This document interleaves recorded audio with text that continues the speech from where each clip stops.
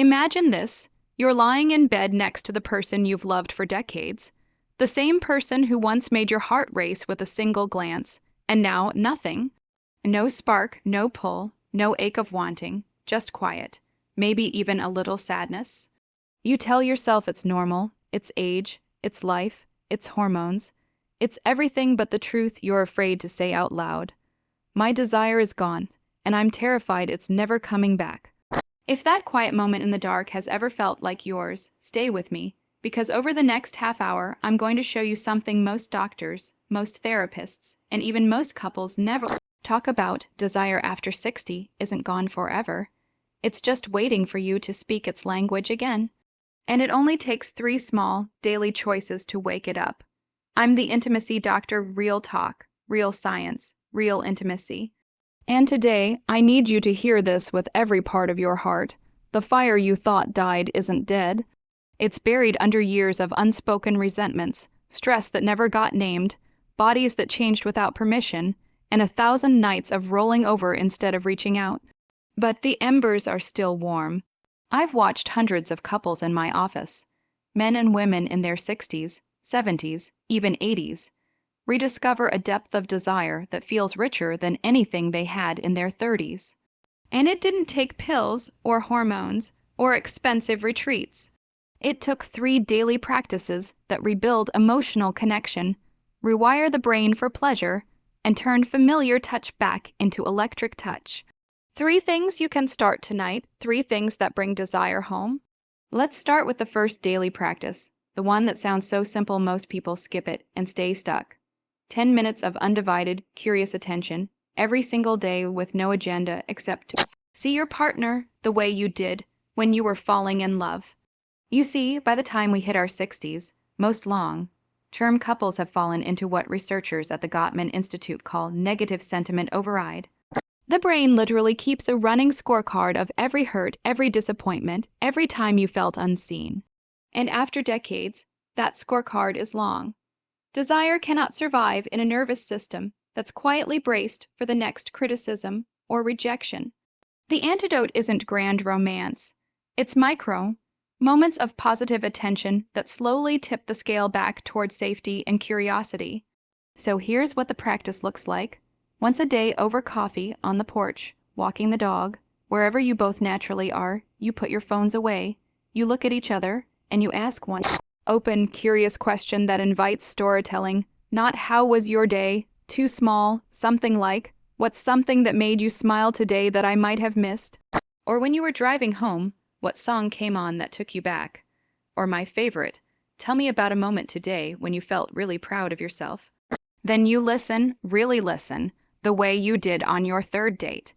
You notice the light in their eyes, the way their voice softens when they talk about their granddaughter, the tiny scar on their hand you haven't touched in years. You reflect back what you hear. It sounds like that moment really filled you up. 10 minutes, every day. No fixing, no advice, no yeah, but when I was your aged. Why does this work so powerfully?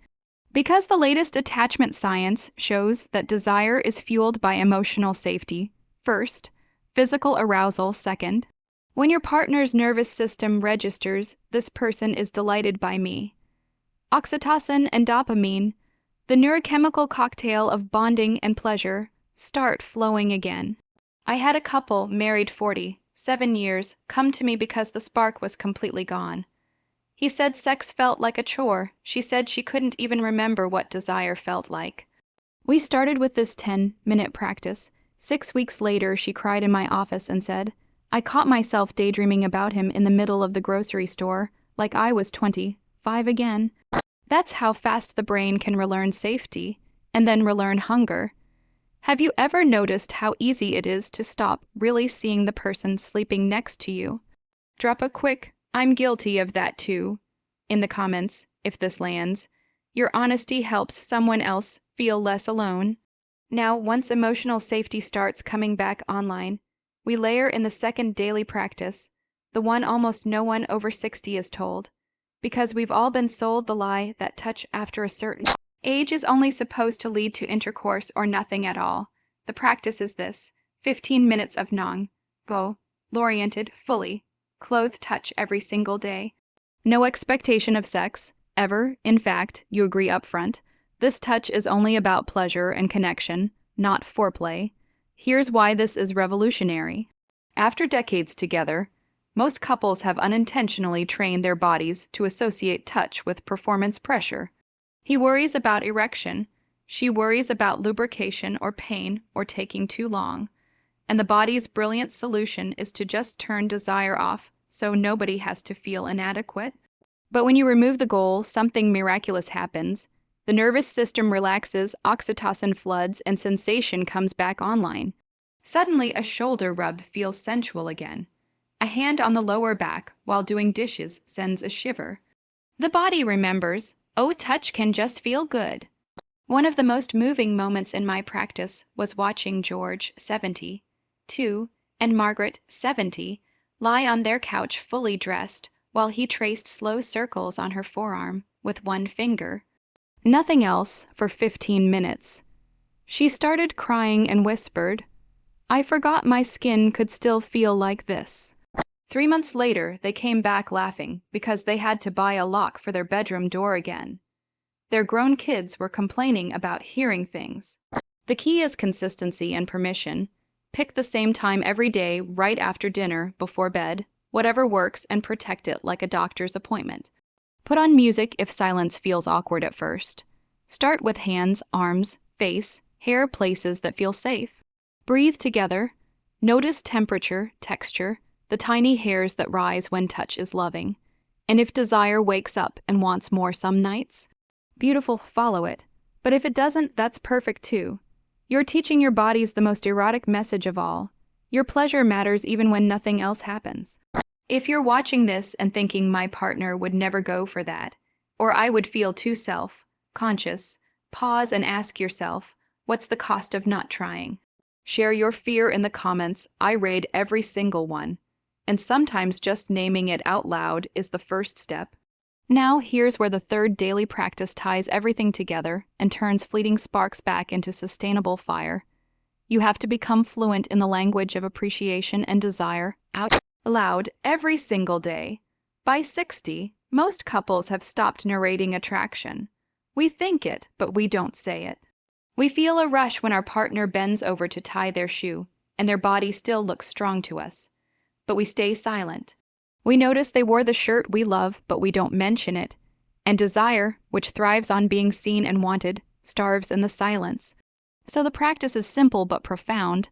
5 times a day, you verbally appreciate something specific about your partner, and at least one of those appreciations has to be about desire, not just gratitude, not thanks for taking out the trash. More like, I walked past you in the kitchen, and the way your hips move in those jeans still stops me in my tracks. Or I was watching you laugh with our grandson today, and I felt this rush of how much I still want you. Or even a whisper in passing, you smell so good, I just want to bury my face in your neck. Yes, it will feel awkward at first. Yes, you'll blush. Yes, your partner might look at you like you've lost your mind. But here's what the research shows. Specific voiced desire is the fastest way to reactivate the reward centers in an aging brain. It tells the primitive part of us, I am still choosable, still sexually relevant, which is the deepest human need after safety. I had a client, David, 68, who told me his marriage was fine but celibate for 8 years. I gave him this exact homework, 5 appreciations a day, 1 openly sexual. He came back 2 weeks later laughing and said, Doc, I think I created a monster. She jumped me in the laundry room yesterday. The desire was never gone. It was just waiting for permission to speak. And here's the part that brings tears to my eyes every time I witness it. When couples over 60 start speaking desire again, it isn't the reckless passion of youth. It's deeper. It's the passion of 2 people who have walked through loss, illness, raising children, funerals, and financial fear together, and still choose each other. That kind of desire carries the weight of a lifetime. It's sacred, and it's available to you right now. So, let's bring this home. Starting tonight, you have 3 daily practices that take less than 40 minutes total and can resurrect a part of you and your relationship you thought was lost forever. 1. 10 minutes of undivided, curious attention, rebuilding emotional safety. 2. 15 minutes of non-goal-oriented touch, waking the body back up to pleasure. 3. 5 voiced appreciations, including at least one about desire, giving your partner the gift of being wanted. Do them for 30 days, not perfectly, just consistently, and then come back to this video and tell me in the comments what shifted. Tell me if you caught yourself smiling at them across the room for no reason. Tell me if touch started traveling to new places.